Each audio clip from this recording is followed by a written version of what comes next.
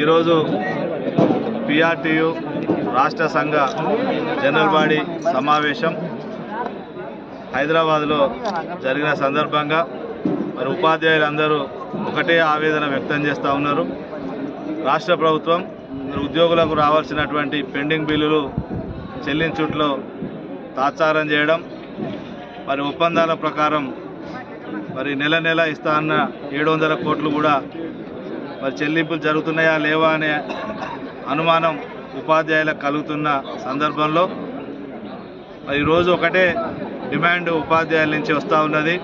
PRTU సంఘ పక్షాన ప్రభుత్వానికి ఇచ్చే అల్టిమేటం ఏంటంటే, రేపు మీరు ఈ ప్రభుత్వం 2 సంవత్సరాలు పూర్తి చేసుకొని డిసెంబర్ 9 ప్రజాపాలన విజయోత్సవాలు ముగిసేలోపు మీరు ఉద్యోగ ఉపాధ్యాయులకు ఇచ్చినటువంటి హామీలు ఏదైతే మేనిఫెస్టో సాక్షిగా ఇచ్చినటువంటి హామీలు ఉన్నాయో సిపిఎస్ విధానం రద్దు, దాంతోపాటు పెండింగ్ డిఏలు, పెండింగ్ బిల్లుల విడుదల, కొత్త పిఆర్సీ ప్రకటన, మరి హెల్త్ కార్డులు ఇవన్నీ కూడా డిసెంబర్ 9లోగా ప్రకటించాలని తగిన ఉత్తర్వులు ఇవ్వాలని పిఆర్టీయు సంఘ పక్షాన డిమాండ్ చేస్తూ, ఒకవేళ డిసెంబర్ 9 వరకు మరి మీ మేనిఫెస్టో అమలు కాకపోతే తప్పనిసరిగా మరి ఉద్యోగ ఉపాధ్యాయుల నిరసన ఎదుర్కోవాల్సి వస్తుందని మరి రాష్ట్ర ప్రభుత్వానికి విజ్ఞప్తి చేస్తూ ఉన్నాం.